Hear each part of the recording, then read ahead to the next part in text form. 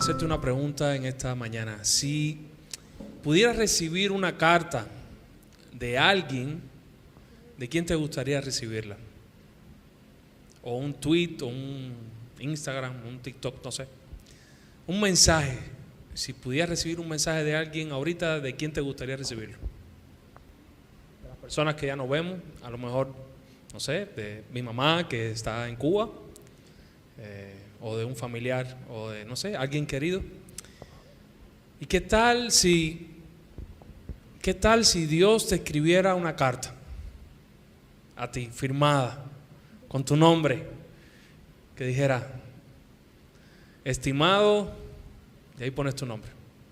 ¿Qué tal si pasara eso? ¿Cómo te sentirías? ¿Cómo te sentirías? Pues este domingo ya creo que va a ser el último estudio del año. Todo este año hemos estado hablando sobre cómo caminar en la voluntad del Señor. Comenzamos hablando y llegando a la conclusión que para entrar en la voluntad del Señor, para caminar en la voluntad del Señor, lo único que había que hacer era creer en Él, seguirle, ser lleno de su Espíritu Santo, obedecerle, amarle, y Él iba a ir abriendo camino.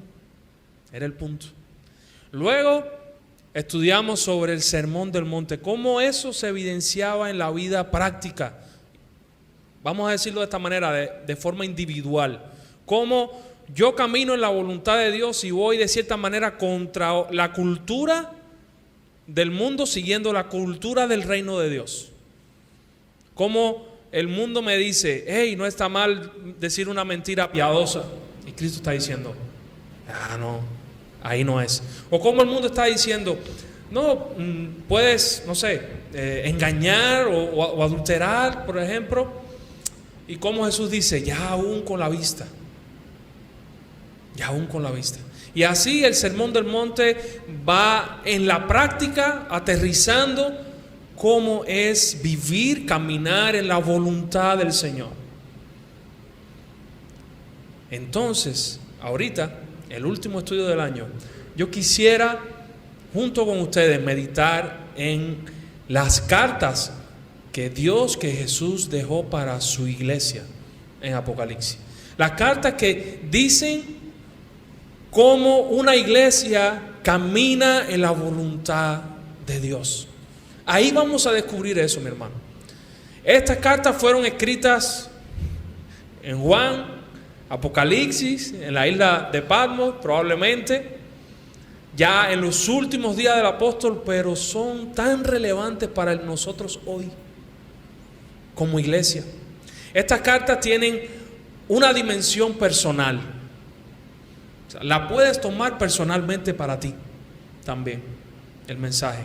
Pero tiene una dimensión como iglesia, congregacional, para cada uno de nosotros. Y hoy vamos a comenzar con el primer mensaje que está en Apocalipsis, capítulo 2, versículos del 1 al 7. El mensaje a la iglesia de Éfeso. Mensaje a la iglesia de Éfeso. Llamados a amar. Llamados a amar. Y ahorita van a entender por qué pedí que un valiente o una valiente viniera y contara cuál fue su primer momento con Cristo. Recuerden, mis hermanos, que la palabra de Dios siempre es para exhortar. Recuerden lo que vimos el domingo pasado, que la palabra de Dios nunca es para dejarnos en condenación, sino para que llegue alegría y esperanza a nuestro corazón. Tengan eso presente siempre, porque estos mensajes a las iglesias vamos a ver que están intensos, que hay momentos intensos, pero teniendo en mente que el Señor, lo que Dios quiere es traer esperanza a tu corazón y a mi corazón.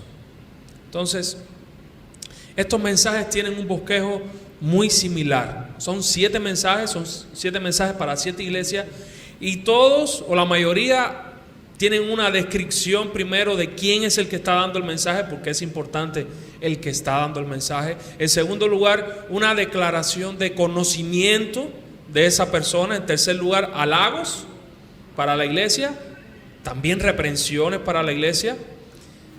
Otro momento de promesas para los que venzan. Por eso que esta serie se va a llamar Al que venciere.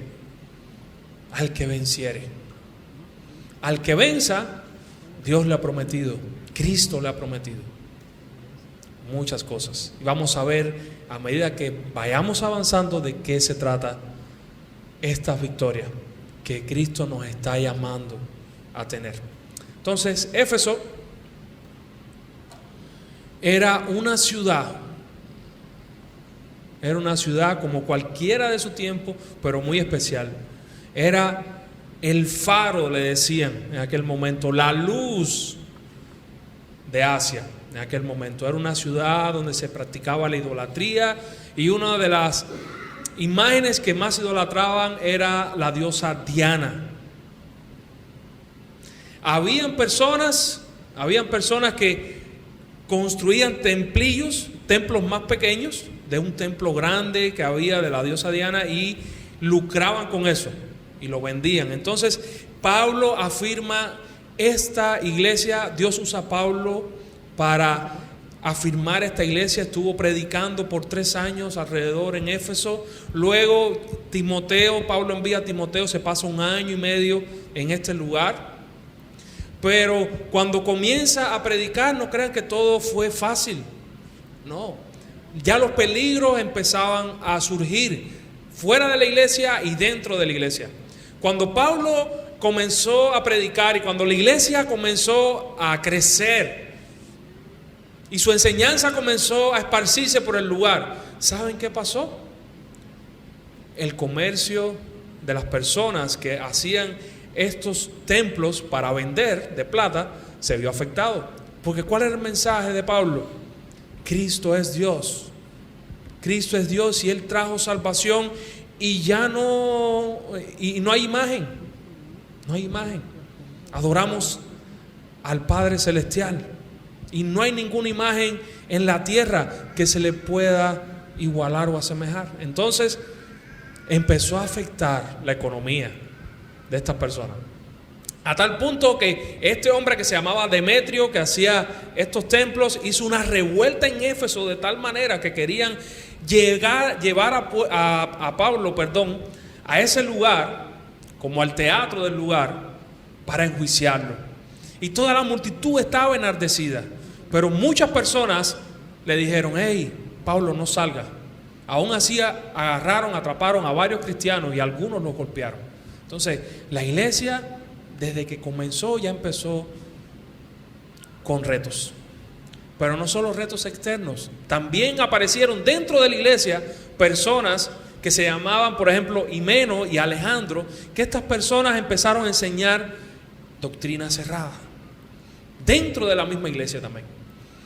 Entonces, tanto fuera como dentro, la iglesia fue probada con fuego. Pero era una iglesia linda, era una iglesia saludable, era una iglesia a la que Pablo le escribe una de las cartas más bellas que hay en el Nuevo Testamento.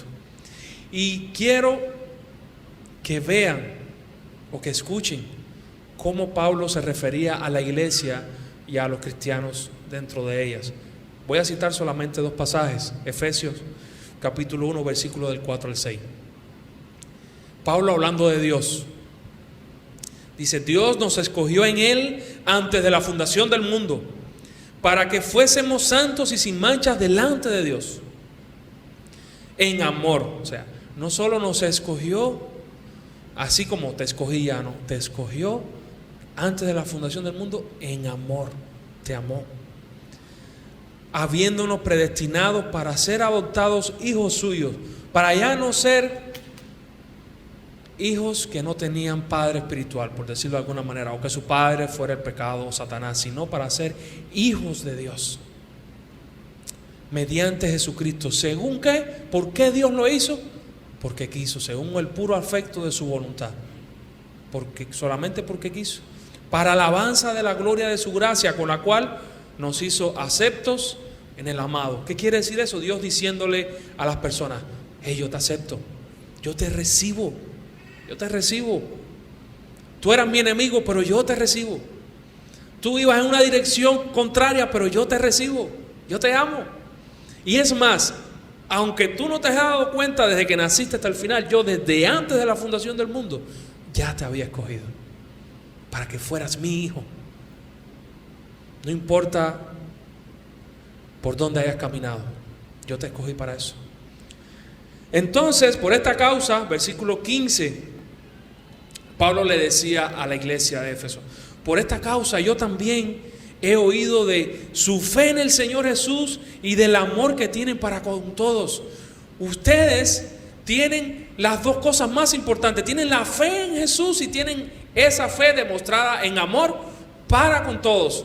Por eso no ceso de dar gracias por ustedes, haciendo memoria de todos ustedes en mis oraciones, que oraba Pablo por esa iglesia, para que el Dios nuestro y Señor Jesucristo, el Padre de gloria, les dé sabiduría y les dé revelación en el conocimiento de la esperanza. ¿Qué es lo que estaba orando Pablo por esa iglesia? Ustedes, es verdad que han sufrido, ustedes han sido adoptados hijos de Dios, y me maravilla del amor y de la fe que tienen. Yo oro para que Dios les incremente el entendimiento que tienen que tener de la esperanza a la que Dios los ha llamado, de la esperanza real que no está en este mundo. Yo oro por eso. Pablo a los Efesios. 30 años después, Juan escribe entonces esta carta a los Efesios, inspirado por el Espíritu Santo, en revelación del Espíritu Santo, pero con el mismo que estaba oyendo en Apocalipsis capítulo 1, Jesucristo. Entonces, al parecer, ya Dios había respondido la oración de Pablo, les había dado entendimiento. Escribe el ángel a la iglesia en Éfeso. Esa es la orden del que está hablando. Escribe al ángel en la iglesia de Éfeso. Y ángel puede ser un ángel divino, pero también puede ser un mensajero. Ángel, lo que significa al final es mensajero. Si lo vemos desde ese punto de vista, está diciendo ahí: escribe al mensajero de esta iglesia para que dé mi mensaje en esa iglesia. Escribe al ángel en Éfeso, el que tiene las 7 estrellas en su diestra, el que anda en medio de los 7 candeleros de oro, dice esto. Leímos Apocalipsis 1 antes del culto, o sea, iniciando el servicio. Y al final de Apocalipsis 1 se revela algo muy importante. En el versículo 20 dice: te voy a enseñar, Juan, cuál es el misterio de los 7 candeleros y de las 7 estrellas. Las 7 estrellas son los ángeles de las 7 iglesias, son los mensajeros de las 7 iglesias. Y los 7 candeleros son las 7 iglesias. Era el mismo Cristo hablando. ¿Qué quiere decir esto, mi hermano? Esta representación de los 7 candeleros son 7 iglesias, y las 7 estrellas son los 7 mensajeros de las iglesias. Cristo se pasea por su iglesia. Cristo está presente en su iglesia. Y Cristo tiene en su mano a los mensajeros. Piensen qué imagen tan bella, mi hermano, esa. Que el soberano Dios, las iglesias le pertenecen, Él está en medio de su iglesia, y los mensajeros de esas iglesias los tiene en su mano. Y hay un proverbio que dice que Dios tiene en su mano, hablando de los reyes, al rey, y Él lo inclina a lo que Él quiera. Entonces, es por eso que Apocalipsis capítulo 2, versículo 2, dice lo siguiente: yo conozco tus obras. Jesús está diciendo a la iglesia: yo conozco tus obras. No solo las obras de cuando venimos acá, de cuando cantamos, de cuando predicamos, de cuando estás sentado acá. Yo lo conozco todo. Yo conozco tu corazón. Yo conozco tus pensamientos. Yo conozco tus motivaciones. No hay nada que esté desnudo delante de mí que no sea descubierto. No puedes ocultar nada. yo conozco tus obras. No se lo está diciendo en un tono malo, al contrario. Va a decir, hey, yo conozco tus obras, yo conozco tu arduo trabajo y paciencia. Yo conozco que has trabajado mucho, que te has esforzado. Conozco la paciencia y la perseverancia. Me gustaría hacerles una pregunta. ¿Cómo crecemos en paciencia? ¿Saben? ¿A través de qué? ¿Quién está hablando por paciencia? ¿Quién está hablando por paciencia? Nadie. Había una hermana por ahí que decía, ¿saben por qué? Santiago dice, hermanos míos, tener por sumo gozo cuando se hallen en pruebas, sabiendo que la prueba de su fe produce paciencia. Si estás hablando por paciencia, ojo. La paciencia se crea, se forma, se ejercita en medio de la prueba. No hay de otra manera. Es como si yo ahora dijera, yo quiero bajar de peso, tener así una musculatura así fuerte, estar, pues tienes que ir al gimnasio. O correr al menos, no sé, cambiar la dieta. No, pero no quiero tener la musculatura, pero no quiero el sacrificio. No, hermano, pero así pasa, la paciencia se ejercita en medio de la prueba. Y esta iglesia era una iglesia que Jesús le estaba diciendo, yo conozco tu arduo trabajo, yo conozco que has padecido, yo conozco que has tenido paciencia, has perseverado. Yo conozco y sé que has probado a aquellos que se dicen ser apóstoles y no puedes soportar a los malos y los has hallado mentirosos. Esos son halagos. Era una iglesia que en la palabra estaba entrenada, era una iglesia que tenía un buen entendimiento de la palabra, era una iglesia que tenía discernimiento en ese sentido, que no podía llegar a alguien a dar un mensaje distorsionado de las escrituras como Imeno y Alejandro, porque la iglesia conocía a su Dios y conocía su enseñanza. Era una buena iglesia. Hermanos, imagínense que yo hablo con usted y le digo, mi hermano, ¿te gustaría ir a una iglesia madura en la palabra? ¿Te gustaría ir a una iglesia que trabaja para el Señor? ¿Te gustaría ir a una iglesia que en las pruebas ella se ha mantenido fiel y perseverante en medio de situaciones dificilísimas? ¿Te gustaría ir a una iglesia donde tienen amor por el nombre de Dios de tal manera que lo honran por encima de todas las cosas? ¿Te gustaría una iglesia así? ¿Sí o no? Yo no sé a ti, pero a mí me encantaría una iglesia así. Me gustaría. Y me gusta. Y me gusta, hermano. Y Jesús le está diciendo, yo conozco tus obras. Has sufrido y has tenido paciencia. Y has trabajado arduamente por amor a mi nombre y no has desmayado. Han venido pruebas, situaciones, pero te has mantenido perseverante.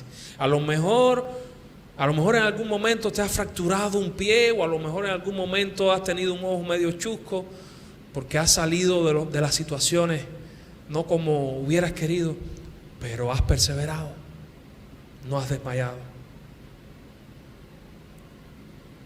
Pero tengo algo contra ti. Tengo algo contra ti. Que has dejado tu primer amor. Jesús está diciendo, yo lo conozco todo. Yo lo conozco todo. Y mis hermanos, dejar el primer amor no es perder la pasión del nuevo creyente. Por eso le pedí a la valiente que viniera. Porque pensamos, cuando vemos una gente que recibe a Cristo o que reanuda su conexión con Cristo, enseguida lo vemos en actividades, predicando. No puedo dejar de hablar de Cristo. Y entonces hay personas en la iglesia que lo ven y dicen, eso es que está en el primer amor, deja que se le pase, que ya se va a normalizar. Y pasa.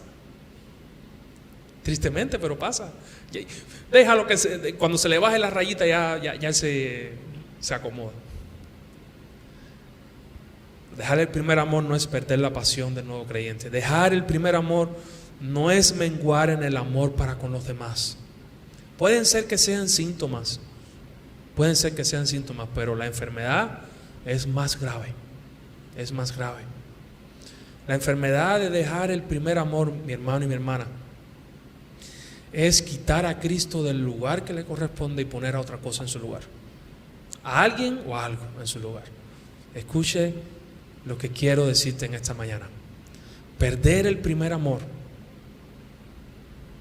esta reprensión de Cristo, es quitar a Cristo de su lugar en tu corazón y darle a algo o a alguien esa posición. Nueva Traducción Viviente, que viene siendo como una interpretación más que literal, en este pasaje al menos vendría siendo como una interpretación, me encanta, lo dice así: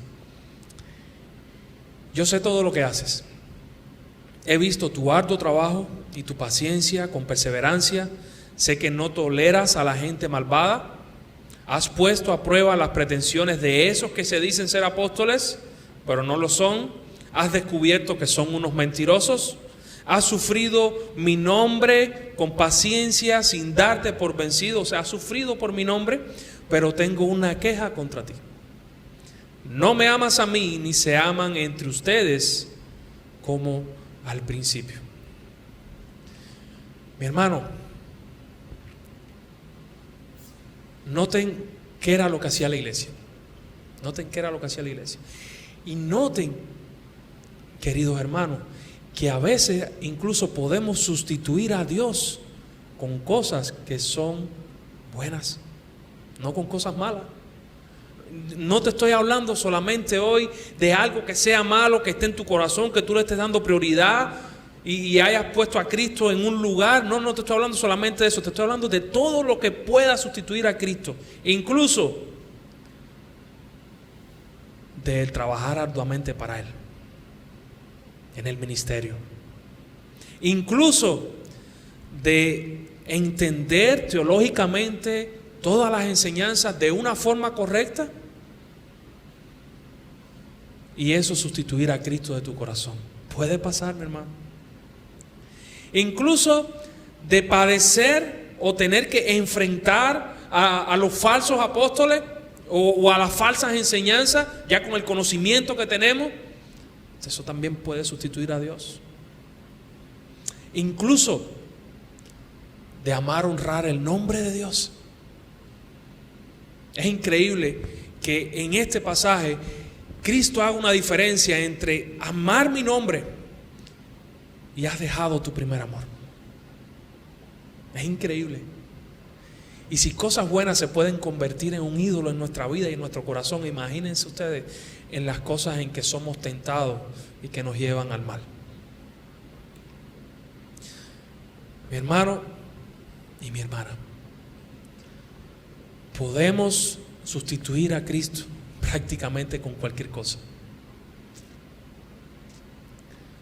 Recuerda, por tanto, versículo 5, recuerda de dónde has caído y arrepiéntete. Dejar el primer amor, dejar a Cristo, significa caer en una condición menos elevada. Es cambiar a Cristo por algo. Por ejemplo, hay un pastor, existió un pastor en Inglaterra, se llamaba Spurgeon, que adquirió tremenda fama. Y adquirió tanta fama que la reina de Inglaterra, y no era la reina Isabel, porque Spurgeon era de los 1600, sé que ella fue bastante longeva, pero no, me parece que no duró siglos. Pero en aquel momento le dijo: hey, deje su pastoral y venga a ejercer un cargo de canciller en mi reino. Y Spurgeon le respondió: le agradezco la oportunidad que me está dando, pero no puedo bajar de puesto. Y la reina dijo: pero estás loco, ¿cómo tú vas a comparar ser un canciller en mi reino o aquí en Inglaterra con un simple pastorado?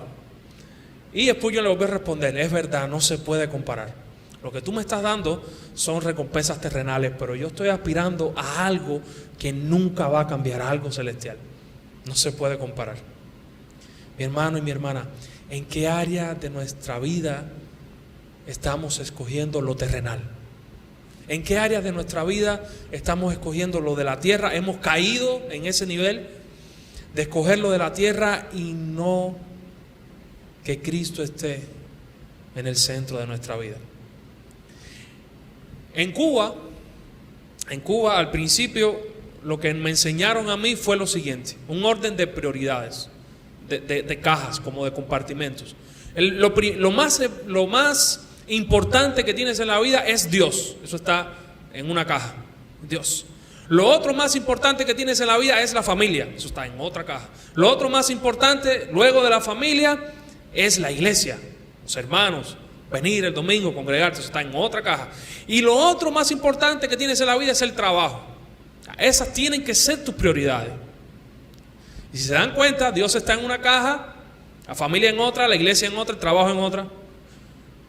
Entonces, como hombres al fin, hombres masculinos, como nos encantan las cajas, para entrar en una caja y salir en otra, tenemos que pasar un proceso mental. Dios está aquí, pero cuando voy con mi familia, ya eso yo lo hago a mi manera. Pero cuando estoy en mi trabajo, yo lo hago a mi manera. Y cuando estoy en la iglesia, bueno, se supone que ahí tenga que haber alguna conexión con Dios. Pero mi hermano, ¿y qué tal si podemos ver a Cristo en todo? ¿Qué tal si en vez de dividir la vida en prioridades, tenemos a Dios en todo lo que hacemos? ¿Cómo cambiaría mi vida y tu vida si pudiéramos en nuestra familia ser un ejemplo de amor a Dios y que nuestra propia familia pueda decir: se ve que amas a Dios? ¿Qué pasaría en nuestro trabajo si las personas vieran que nosotros amamos a Dios? ¿Qué pasaría en la iglesia si las personas vieran que nosotros amamos a Dios? Amar a Dios en toda tu vida. Por eso que la palabra de Dios dice: todo lo que hagas, hazlo para la gloria de Dios. Hazlo como para el Señor Jesús, porque a Él es al que sirve. Eso está en Colosenses. Recuerda, por tanto, de dónde has caído y arrepiéntete y haz las primeras obras. Recuerda tu posición en Cristo. Hermano, el pecado es tan sutil. El pecado es tan sutil que puede engañarnos. Y a veces podemos creer que estamos obrando para Jesús, obrando para Cristo, y estamos sirviendo o a nosotros mismos o a otro ídolo. Por lo tanto, recuerda cómo fue la primera vez. Recuerda cómo fue ese encuentro con Jesús que tuviste. Recuérdalo, pero recuérdalo permanentemente. No solo lo que sentiste, sino la convicción que el Espíritu Santo trajo a ti. Yo no sé en tu vida, pero yo sospecho que en todos los cristianos Dios haya puesto una convicción en el primer momento. Y esa convicción fue: Señor, lo voy a dejar todo atrás y te voy a seguir cueste lo que cueste. Ya después, cuando vamos caminando en la vida cristiana, cuando vamos caminando, pero bueno, vamos a aflojar un poco la marcha, no es tan así, a lo mejor puedo hacer esto, pero recuerda y recordemos de dónde hemos caído. No podemos dejar la fe que obra por el amor, no podemos dejar aquella fe que Pablo alababa a los efesios. Haz las primeras obras.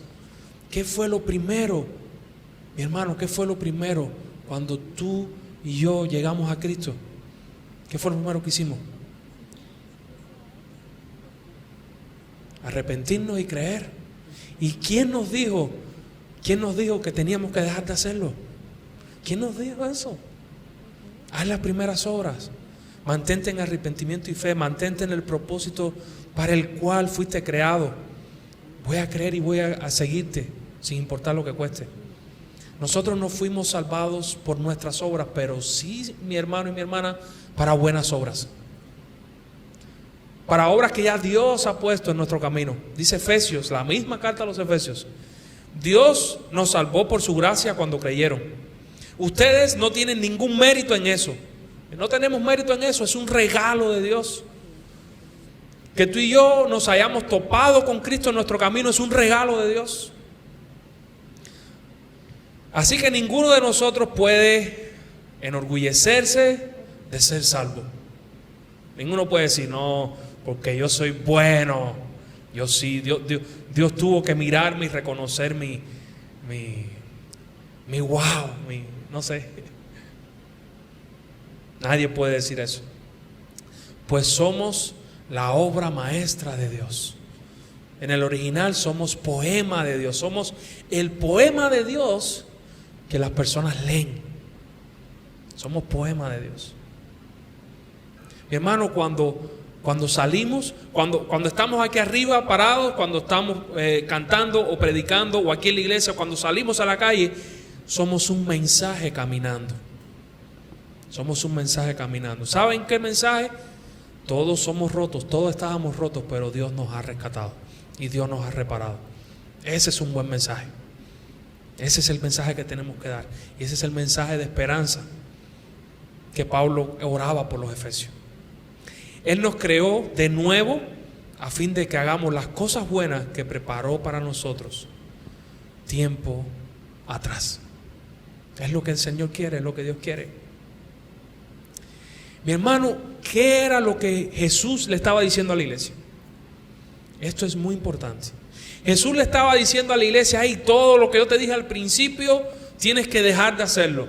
Tienes que dejar la teología, tienes que dejar de entender mi palabra, tienes que dejar de trabajar. Tú enfócate solamente en el sentimiento y en el primer amor. Tú enfócate solamente en eso. Jesús no estaba diciendo eso.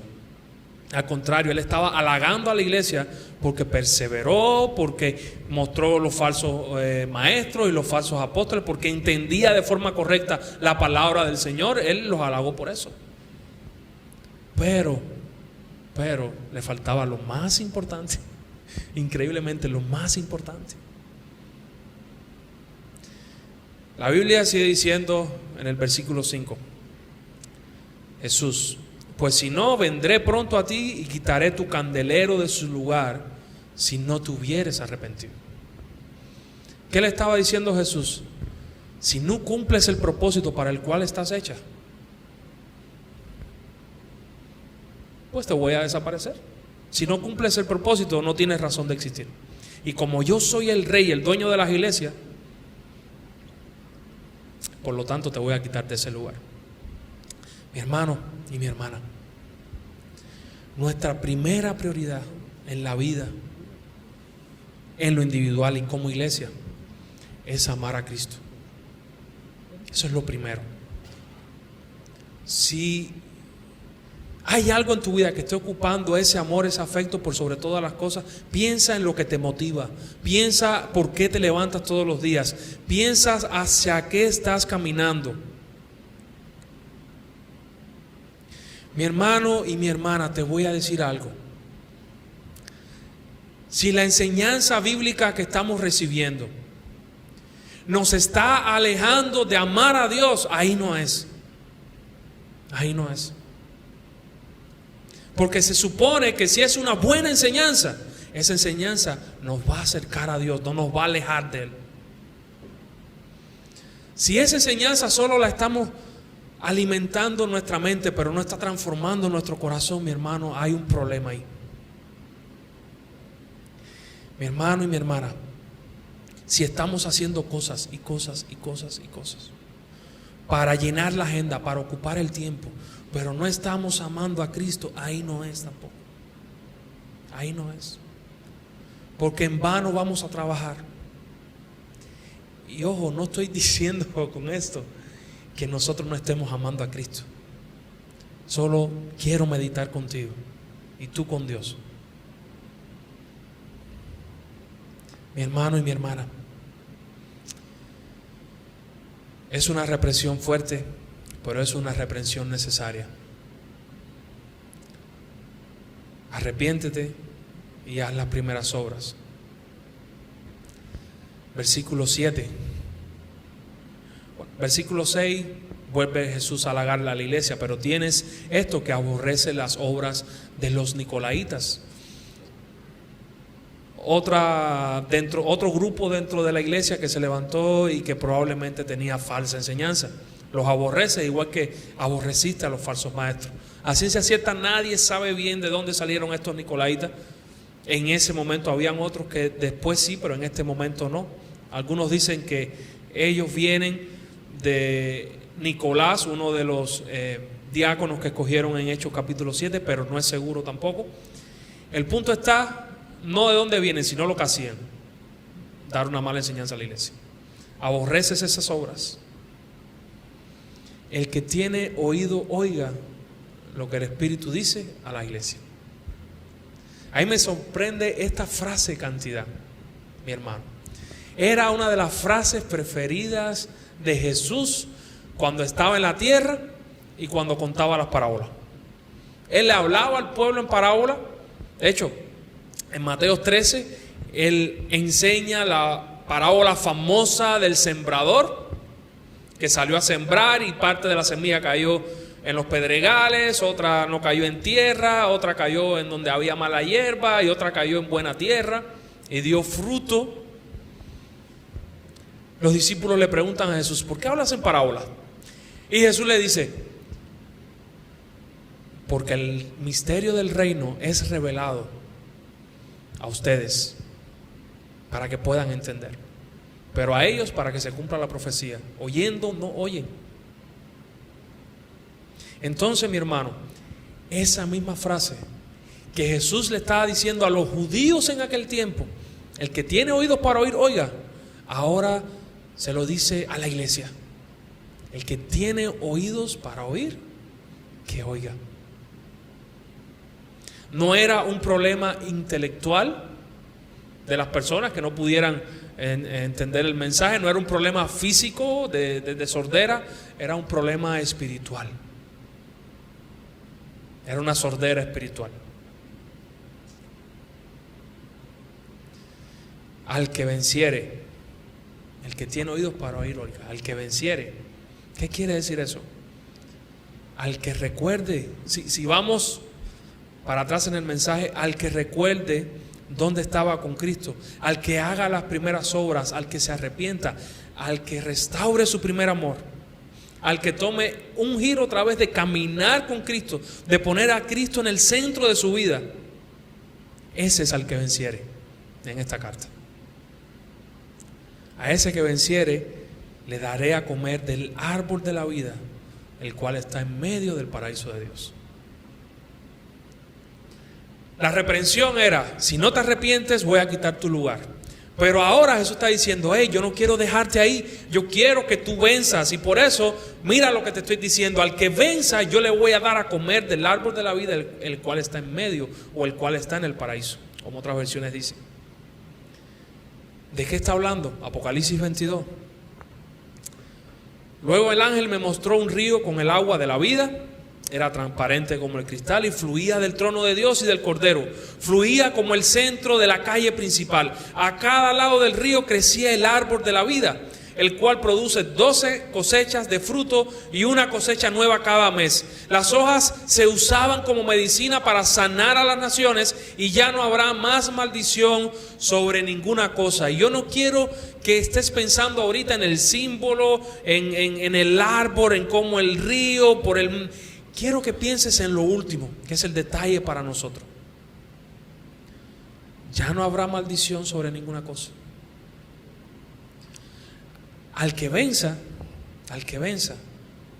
Jesús le está diciendo: hey, ya no va a haber maldición sobre ninguna cosa. Va a haber sanidad para ti, sanidad física, emocional, espiritual, de todo, de todo. Lo que hace un ídolo en nuestro corazón, lo que hace el pecado en nuestro corazón, es de ir destruyéndonos poco a poco, lentamente, acabando nuestra existencia, acabando la imagen de Dios en nosotros.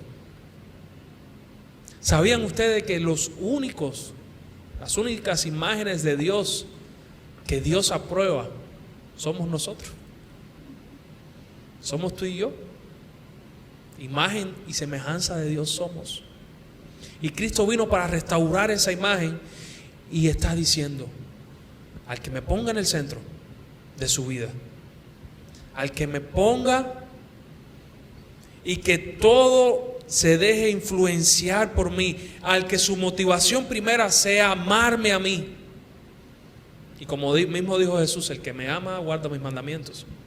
El que me ame a mí con su corazón, él va a encontrar sanidad.